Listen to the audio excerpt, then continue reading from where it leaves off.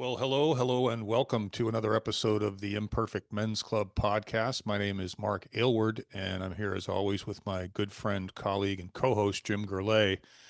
And I'm going to say it again, Jim. We had a very spirited pregame, due in most part, I think, to the topic, but also the times that we're living in.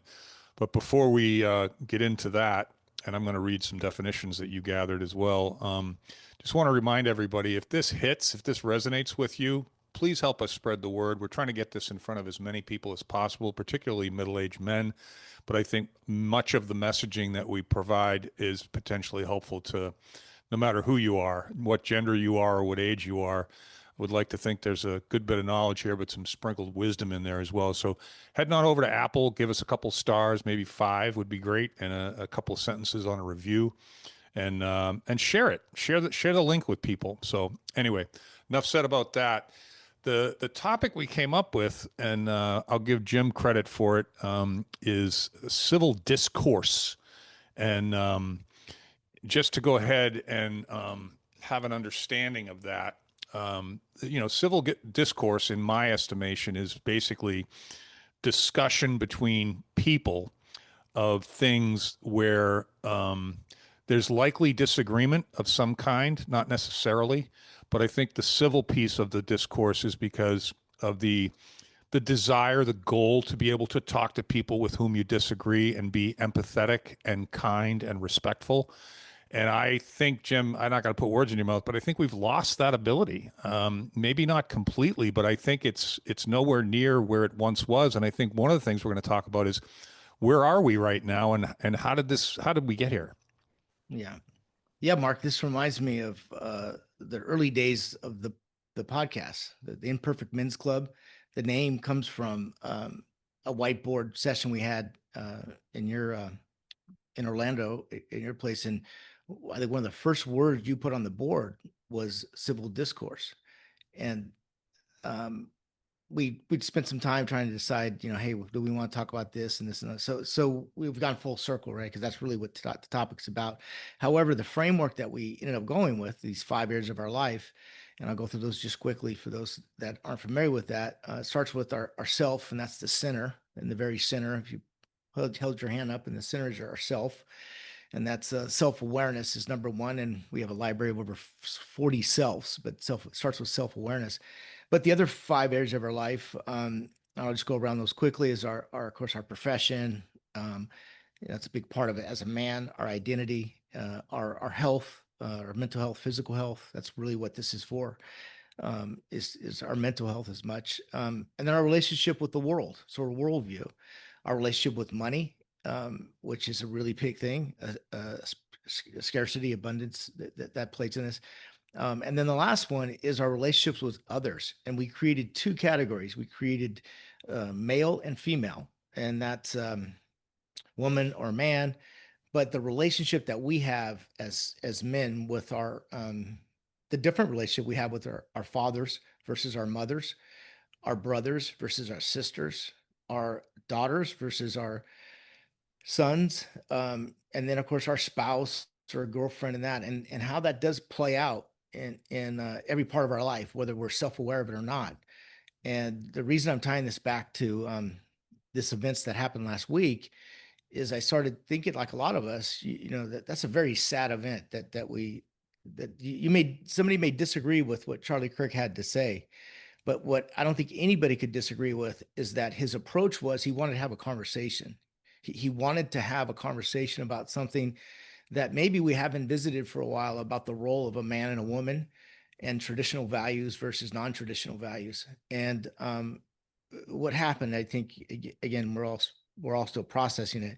You could say what you want about him, but he was probably one of the most effective communicators that we had at this stage in his life. He was only 30 years old. That's the age of our sons, right? This was a man that had a huge impact in a short period of time. Why? Because he was effective at communicating something that clearly a group that didn't want to hear what he had to say or disagree with him. And instead of having a civil conversation, they decided to eliminate them. And this is not the first time this has happened in history, Mark. Again, this is could be the episode today. We go back. How did this happen? This goes back to our childhood, or even our grandparents, our mothers, and then into this to the moment we're at. But I want to start off with a quote that I think applies to this. I use it often because it's one of my favorite ones, and it's "We kill our leaders, be worth being killed." And the message is, I believe it comes back, maybe been our Martin Luther King. It's human behavior, meaning that not physically kill, but if somebody, we kill our leaders, like go do something in the world that you're worth being killed for, even if it's not. I'm not talking physically, but your message, and it's a an example of, to have change, to really have an impact. You're going to say some things that not everybody agrees with, but your conviction and the way that you go about it is what's going to lead to change, hopefully good change for the world. So it's a quote that I often think of, right? We kill our leaders, be worth being killed. Yeah, And then no, another it is. It is. It is. I think the other phrase that comes to mind for me, and I'll pass it back to you, is, if you don't stand for something, you'll fall for anything. You Yeah, know. I love that one. Yeah, but the other one that goes with that often is the this is also a talk that I heard years ago. It was an interesting backstory, because it was talking about, it was a 4-star general. It was a live event that I was at, and he was talking about the role as America around the world. What his job as a 4-star general, right? His day would start at 4 a.m. Read a bunch of briefs. Sometimes at that time, talk to the president of the United States about what the goals were. But he had a region where he was managing resources. That's what the U.S. military really does: manages resources, typically water, how it flows to different parts of the regions, and instead of fighting wars, to prevent wars. And he said the greatest threat in the world today, so in every day, is the lack of hope between 18-year-old and 21-year-old males. Same problem we have in the US. What he's saying is, you can't kill a thought. You can't kill a thought. I mean, if you go kill the leader, you don't kill the thought. It actually makes the problem worse. Hmm. So I somewhat extrapolated from that and said, okay, if you can't kill a thought, what happens when you kill a thought? It actually makes it worse. And that's what his point was. We can't go around the world as Americans just because we have the military force to kill people for what they say. We have to make changes in other ways. So I've added to that, in that it's you can't kill a thought. It has to die of old age or natural causes. Mm. Old age as it ages out, Yep. and that's what has to happen.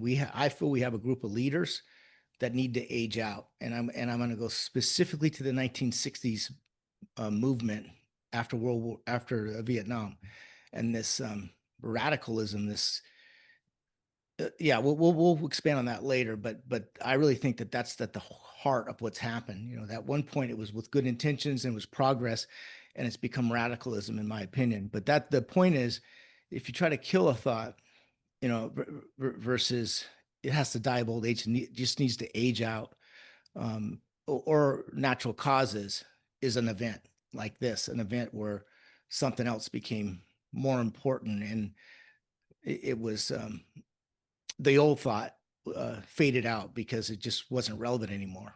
And I Yeah, hope it's we're at that point. yeah. I don't know. Like we were talking about earlier, I'm not sure where we are. I think we're still digesting what happened last week. I mean, we're a week away from him getting killed, and I think there are a few thoughts that I have. But I think, going back to your reflection on getting together in Orlando now about 5 years ago, I think was my interest in it, because I was already observing that we were losing the ability to discuss disagreements civilly. We were starting to put people in groups. We were starting to divide people. Probably started well before then, but I guess I started to notice to the point where I wanted to talk about it. And I'm like, I'm not going to agree with people just to keep things civil. I'm going to be respectful and empathetic and Yep. treat people like human beings. I don't care what they look like. I don't care where they're from. I don't care what their gender or religion is. It doesn't matter to me at all. And it was really beginning to disturb me. And if you remember, Jim, I used to go to the library once a month, and we'd get together with, do. Yeah. 5 or 10 people would get together and talk about Mhm. polarizing things like immigration and abortion and guns and Yeah. all the things that we disagree on. People just tend to disagree on. And the goal was to do it civilly. And when things got started to get even a little bit heated, he would turn music on and we'd get up and dance. And it was funny, but it was also, it really diffused any Mhm. heat that was rising. And I got complimented after quite a few of them saying, I've never spoken to such a conservative person that was so respectful and kind and Yeah. thoughtful. Yeah. And Oh, I I said, well, remember that well. yeah, I'm glad, sorry to interrupt you. I just this is it adds to your point, and I think it's super important because you're right. At the moment, you could see you were having an impact, but there's a couple of important side notes about that. One, those were face-to-face meetings, yep, and you had context, you had an environment, and it wasn't that you were there to convince others of believing what you believe. You wanted to have a conversation, and I think this is the difference between meeting with people in your local community and then having an interest in learning from one another, and mm-hmm, then have an outcome. And that was kind of the beauty of what you, like you said, that was, you were proposing that as that's what our podcast was going to be, which is mm-hmm, what we kind of put into worldview, and it became part of that. So, mm-hmm, but mm-hmm. in the spirit of that, I think don't underestimate one, your ability to do that. I think that comes very natural to you, because you're not starting off as I'm right and you're wrong. You're starting off like, hey, maybe we can both learn something, and that's what this episode's about. We last week that was a turning point. It turns out that there is a really angry group of people that we have somehow created that feel it's okay to kill people if you disagree with them, and this happens on both sides. However, there's a pattern here, right? There's a pattern of one side. I'm talking about the blue team and the red team. It's not a, a, a conversation of a political conversation who's right or wrong, right? That's what I like about this. But we have to call it what it is. And as you were saying before, it's pretty um, uh, compelling difference between one or what the red team's approach versus the blue team's approach. And I think that this is something that we have to have a conversation about. And first of all, how did it happen? I'm interested in your perspective. What was it? Was it Vietnam? When did this? When did what happened last week? Didn't happen last week. There's a movement. There is a ideology. There is a resentment and anger that has evolved to where somebody wants to kill somebody for what they're saying. Well, I Eh, think I think to me, Jim, like anything of substance, any topic of substance, I think that you got to start with what you know, and you mhm, have to distinguish between what you know and what you don't know. And I think people that are on the far left seem to have a real issue with using the phrase "I don't know." So we get a lot of opinions based that are suggested to be facts when we just don't know. But I think there's also a logical. To me, it's like, when did we start suggesting that life should be fair? mhm, And everyone has a mhm, disadvantage and everyone has an advantage. And the mhm. and I the see. word You want to go back privilege, to the fundamentals of yeah, that yeah. I mean, before we, it's yeah, essentially fundamental. It's like trying yeah, to make yeah, the world the same for men and women. Well, yeah, women and men aren't the same. right, So to try and make the world the same for them, I think is a fool's errand. I think yeah, it's naturally against humanity. It's against DNA. It's against biology. And it's yeah, not about right and wrong. It's like one of the things Charlie Kirk said all the time was, you tell me what I have the right to do in this country that a black man doesn't have the right to do. And the answer to that is nothing. Okay. mhm, Does mhm, that mean that some black people are disadvantaged more so than some white people? Yeah, but there's also Appalachia. There's a lot of white people that aren't doing too well either. So do we yeah, wallow in the complaints and the mhm, unfairness, or do we develop skills like self accountability and fortitude? Because mhm, I don't care what you are or who you are, life is a meritocracy, whether you want it to be one or not. It yeah. just is. It always has been and it always will be. And I think that's the fundamental breakdown. Yeah, yeah. There's something you said. I want to run with it, and it's. I think I don't want to quote you exactly, but something like you don't know, and I think that's so.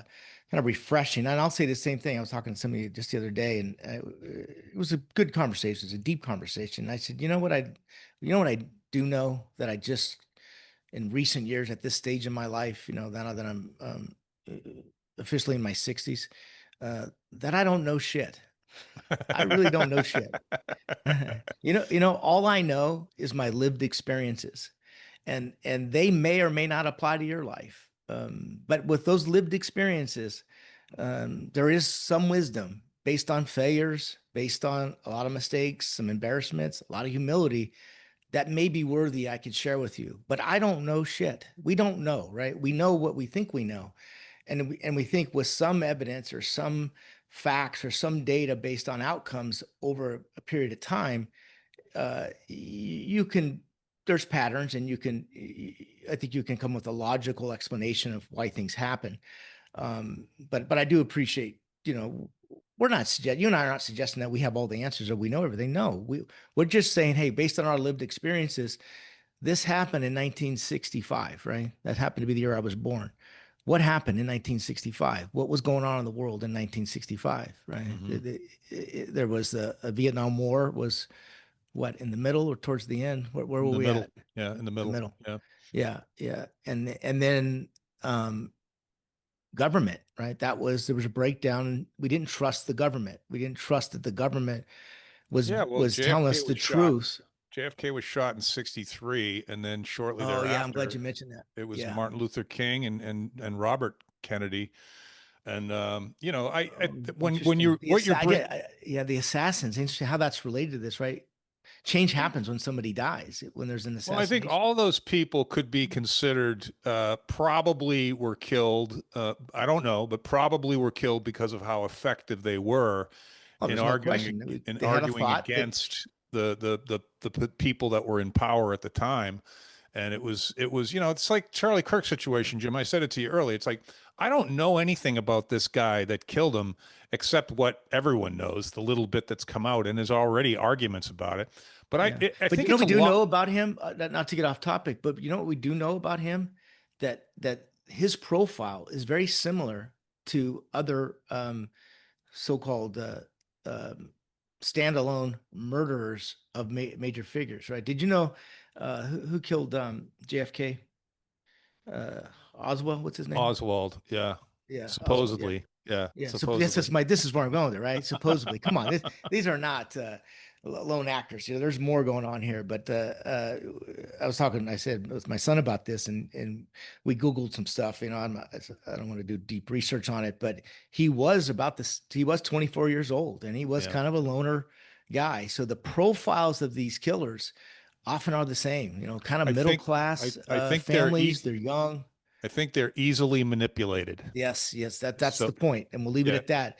Somebody got to them. They have an ideology that got to the point where they got them so they convinced them that this was the right thing to do for the greater good of yeah, something. they martyred them. Yeah, But yeah. I think this And is the John Lennon, thing. by the way, John Lennon's similar profile there. Chapman, yeah, yeah. Yeah, so Uh, it's this is not. There's some patterns here. To well, here's the thing about the Kirk killing that I think is it's a logical place to yeah. start going down, which is And he, the attempt on Trump, yeah, that yeah. profile was similar as Well, well. that's even that because we still don't know anything about that kid, and that's crazy. Just the Yeah, fact that we don't know anything about it. but But they're white, typically middle class young loners, young, yeah, in their loners, 20s, yeah. in their early 20s, But yeah. here's the thing about the Kirk killing that strikes me as somewhat obvious, and I'm not a professional marksman or a shooter or anything, but Yeah. 200 yards with a scope on a rifle, a point blank shot in the neck, because I think he was wearing a vest. Someone said that Yeah. to me. But you don't do that without training. You don't do that without support. You don't do that without resources. So, as much as that kid was supposedly a loner, I believe there is an entity of quite substantial size behind him. And that might sound like a conspiracy theory, but Yeah, and I don't want the episode to be about that. But I want to get back to it. How did we get to this? What was the evolution to get a thought of people that are so against somebody that has conservative views that wanted to have a conversation about some things that others feel was progress in the last 60 Well, years. here's the thing about, the civil discourse thing that we had up earlier said, it's the number one qualification is that you talk about issues and not people. And I think that all we talk about now is people, right? All that the people that are on the other side of this discussion, the more liberal side of this discussion, they don't talk about issues. They talk about what a bastard Donald Trump is. And I think as soon as you start personalizing all this stuff, you lose the ability to be civil Yeah, because now it's about emotions. Now it's about feelings. It's not about facts. It's not about issues. And I think yeah, that I go back to the fairness thing. I think if you try to make life fair, you're going to live a miserable life because it's never going to be fair. And so I think that's at the core of this. yeah. Well, I think the core of it is what we talked about. I put it in the chat, and that is, what what does this look like going forward? How what can we learn by? How can people start to communicate in a more civilized, effective way? And what we Well, talked about was, let me read some of this because I yeah, think it's quite relevant. I think that civil discourse is a respectful, constructive, and productive conversation about matters of public concern in which participants seek to understand each other. We're falling down there. We're not seeking to understand each other. We're mhm, seeking to mhm, accuse each other and win. And so mhm, and find common ground. It's more than just being polite. It's a civic practice aimed at expanding knowledge and promoting mutual understanding, which is essential for a healthy democracy. mhm. Yeah, we're dropping the ball on that one big time. Yeah. Well, again, this goes back to the evolution of this. What's the timeline? What do you think happened? You mentioned there's the two assassins. There's no question. I kind of skipped over those, but what was this? We'll call it what it is because it happened right here in Berkeley, California, the feminist movement. Because I do think that has something to do with this, right? It's a political party too that grabbed those issues that were important to their voters about women's rights, which is of course it was important, equal rights, and that has evolved into what we know now is LBGT and trans rights, and that's very relevant to what happened last week. We can't ignore that somehow, some way, it's not only was there evidence that was that, and there's been other murders from a similar profile. How's that become such an issue where people are so charged up they're willing to kill somebody with a different viewpoint? Well, I think once you say these people have been disenfranchised, Hmm. these black people, these women, these LGBTQ, whoever, whatever group has been disenfranchised, Hmm. that's the beginning of the spiral down into nonsense, right? Hmm. Because it's like if you want to find disenfranchised people, just look to your left and look to your right. I Hmm. remember telling people when I was going through my shit, my divorce, like I'm not whining about this because there's a plenty of people in the world that have it worse than I do. So why are we comparing privilege or why are we comparing weaknesses or disadvantages? Isn't the pursuit of fortitude and resilience and personal accountability, doesn't that why doesn't that sit well with some people? And I think that's the Hmm. pursuit of fairness because the pursuit of fairness is a ridiculous pursuit. I think that's the core for Hmm. me. Yeah, I also think that time period set off activism as something maybe originally had again good intentions, that was worthy with worthy causes, and it was sacrifices, but that same contingency, the attitude has just evolved into a point where people are just angry about things. I also We've talked about this before. I think that's also part of our post K-12, or not just K-12 education system. This has been embedded in education Yeah, from K-12, academia. Yeah, no question about it, yeah, where it's been okay to have one opinion but not be interested in the other opinion. yeah. And again, I'm not here to debate what Charlie Kirk was saying, whether what he was saying was wrong or right, but he clearly was against the grain, and that was a threat to a lot of people. And he Well, was you know going on what's college you know campuses for a reason, and he yeah. was having a huge impact on changing the thoughts and minds of young people. That Well, he was also destroying the money machine that is academia because he was making call the college experience worthless because he was exposing it as an ideological, very expensive, kind of useless degree producing entity that seems to have become. Yeah. And How about the colleges that didn't want him, that said he wasn't allowed because of his political opinions, yeah, right? The yeah, hypocrisy of that. yeah, yeah. Yeah, yeah. Free Another speech, side my note ass. about Charlie Kirk, which obviously uh, is personal to me, is that we had one thing in common. He was an autodidactic learner, meaning he had no formal education besides high school. Hmm. So he was self-taught. He really learned things, uh, in his own way, and he was outspoken about college and college debt and how there's other ways to learn and educate yourself. So I find that very sad because sad that he's no longer here. I mean, that's It's he's very right. sad. It's my first reaction was I teared up and then I started getting angry. And I think that, the other thing to mention about him, and it wasn't just him, it establishes credibility is that he would begin his discourse at the college campus by saying, I want the people who disagree with me to come to the microphone first, right? Mhm. That was a very noble thing to do. That was a credible thing to do. And I'm sorry that this is political, but I don't know any liberal talk show hosts because they Yeah, won't bring the other side on for civil yeah, discourse. They'll only bring on people who support their notions. And yeah, the other side does a much better job of encouraging disagreement because how do you make progress, Jim, without disagreement? How do you yeah. discover things without disagreement? Yeah. Yeah. It reminds me, we'll wrap up on this one as well.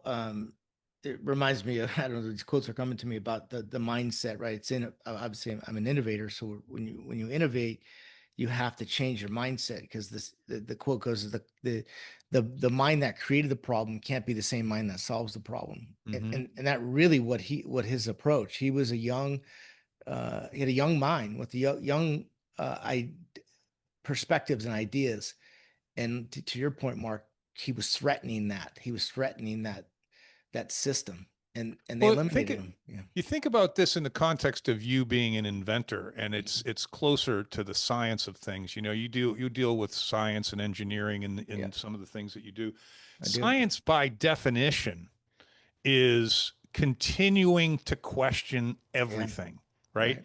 So if scientifically the only way to make progress is to question, to press up against things, to push limits, right? Yeah. Then why wouldn't the same be held true for discourse? In Mhm. order to make in order to take a topic, pick a polarizing topic, guns, immigration, abortion, pick a really polarizing one. In order to really make progress, you have to press up against both sides of that argument, and Mhm. you don't have to agree, but you have to keep pressing. And I think that's one of the things Charlie did. I've heard a couple people say he was killed because he was being effective. And Yeah, effective is he was pushing, he was questioning things. he I, was. I've taught my children, and I try to teach everyone that I come in contact with that Mhm. that's the way I did my job is question it. Why are you doing this? What do you want to do? What does Yeah. that mean? Why is that? Tell me more about that. It's like constantly questioning is how we discover things. So I Mhm. think the fundamental lack of wanting to discover new things Mhm. is a flaw in that system of discourse. It's not there's nothing civil about that if you can't disagree with people. Mhm. Yeah. So was it the message or the messenger? I think in this case it was both. It was both, I think. I think it was both. I think, he when you say things that people don't want to hear, I think maybe it's a unique person that can say, hey, I don't necessarily agree with you, but and I've said this to you a million times. I don't agree with you, Jim, but I understand why you're saying what you're saying, you know? Yeah, the reason he was so effective is because he didn't lose his cool. He No, he he really he was pretty factual. He had some pretty good data to back him up, but his approach was not confrontation. no. His approach was, uh, I want to hear your side of it. Here's my facts. Well, how about you share your facts with me, and then we come to a conclusion together. And he was very effective at that, and that's what. I saw him on many occasions speaking with someone who vehemently disagreed with him, and he would begin the conversation quite often by saying, first, before we get into this, I just want to thank you for sharing your Yeah. opinion and being so vulnerable. Hmm. And so he was kind. He was kind. And Yeah. just because someone says something that you vehemently disagree with, that doesn't Right. make them evil.